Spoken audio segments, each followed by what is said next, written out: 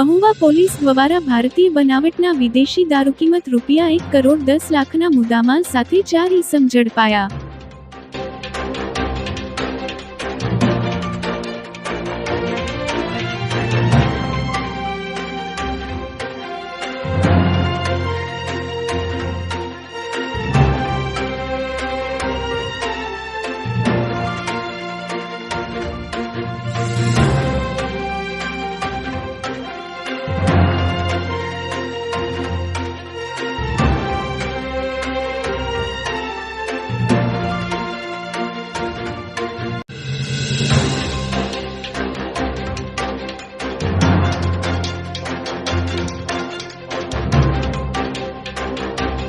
आज रोज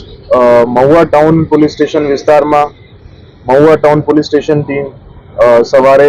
पेट्रोलिंग में थी જ્યારે એમને બાતમી મળેલ અમારા મહુવા ટાઉન પોલીસ સ્ટેશનમાં કામ કરતા અનામ હેડ કોન્સ્ટેબલ કપિલભાઈ બાબુલાલ જોશી એમને બાતમી મળેલ કે ગેરકાયદેસર વિદેશી દારૂનો જથ્થો મહુવા ટાઉન પોલીસ સ્ટેશન વિસ્તારમાં રાખવામાં આવેલ છે, જેની ખરાઈ કરતા અને સર્ચ ઓપરેશન ઓર્ગેનાઇઝ કરવામાં આવ્યું। જે બાતમીના આધારે સવારે ભવાનીનગર વિસ્તારમાં લાલ ખાંભા વિસ્તારમાં આવેલ વિષ્ણુભાઈ નાથાભાઈ ગુજરિયાની પતરાની શેડવાળી જગ્યામાં સરકારી પંચો સાથે પહોંચતા ત્યાં ગેરકાયદેસર વિદેશી દારૂનો મોટો જથ્થો પકડવામાં આવેલ છે, જેમાં સ્થળ ઉપરથી 4 આરોપી પણ પકડી લેવામાં આવેલ છે, જેનું નામ છે વિષ્ણુભાઈ નાથાભાઈ ગુજરિયા, મુર્તુજાભાઈ અસગરભાઈ ચોકવાલા, વિજયભાઈ છનાભાઈ કવાડ, તને રહે મહુવા, અને ચોથું છે દશરથભાઈ કાનજીભાઈ શિયાળ, મૂળ રહે રાજુલા, જિલ્લા અમરેલી।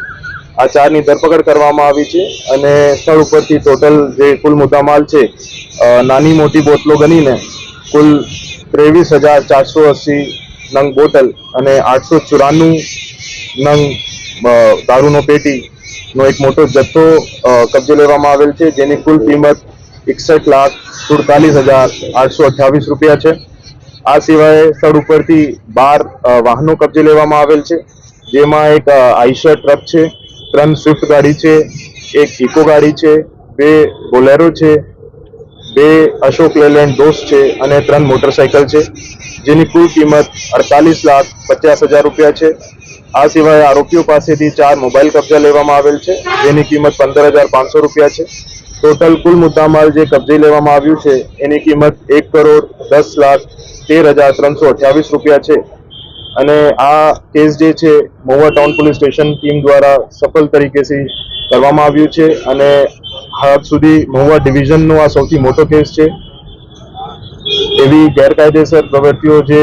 વિસ્તારમાં ચાલતી હોય એના વિરુદ્ધ મહુવા ડિવિઝન પોલીસ તરફથી અને ભાવનગર જિલ્લા પોલીસ તરફથી કડક કાર્યવાહી કરવામાં આવી રહી છે।